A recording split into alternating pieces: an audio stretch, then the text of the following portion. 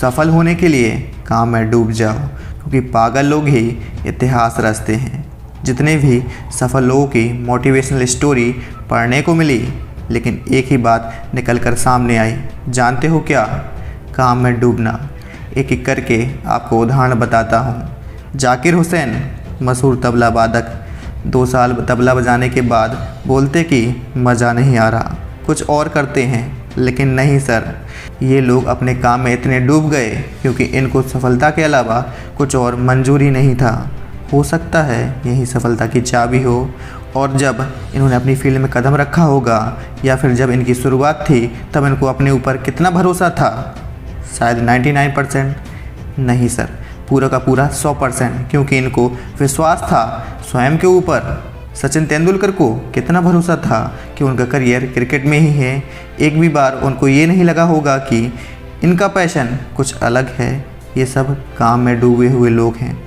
अब आपको भी समझ आ गया होगा कि सफलता के लिए सबसे ज़रूरी चीज़ सिर्फ यही है, अपने काम में डूबना। आपको एक और ज़बरदस्त मोटिवेशनल स्टोरी बताता हूँ। तकरीबन 8-9 दशक पहले एक मूवी बनी थी, मुग़ल आज़म। आपको याद होगा, नौशाद अली जी ने इस पर म्यूज़िक दिया था और 16 साल लगा दिए थे। इतना डेडिकेशन यानी कि समर्पण अपने काम में जिसे भी होता है, सफलता उनके कदमों में होती है।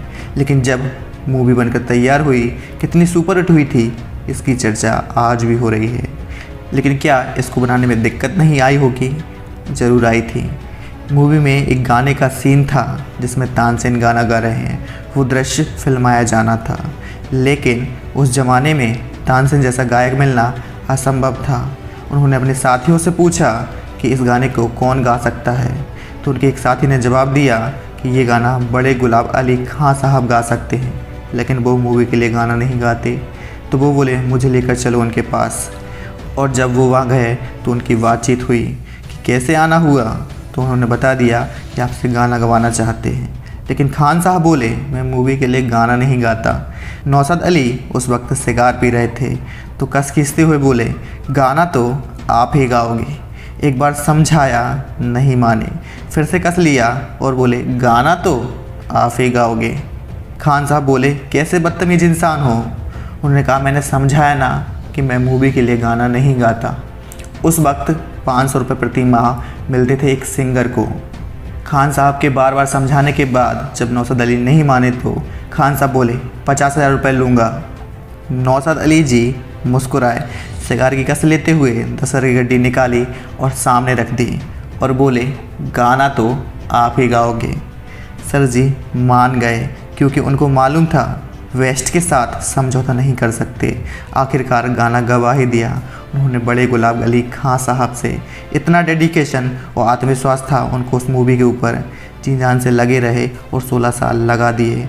और हम कितनी जल्दी हार मान लेते हैं। मजबूत इच्छा शक्ति से सफल हुआ जा सकता है। काफ़ी कुछ सिखाती है ये मोटिवेशनल स्टोरी। आज भी ये बात कही जाती है कि नौशाद अली जी के हाथ की उंगलियों के बीच की जगह जली हुई थी। सिगार पीते पीते सिगार ख़त्म हो जाती थी, मगर ध्यान साला जहाँ लगा रखा होगा वहाँ से हटता नहीं था।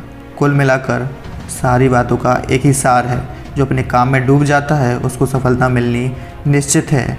और अब तो आपको भी विश्वास हो गया होगा कि मैंने जो बात कही है वो बिल्कुल सही है।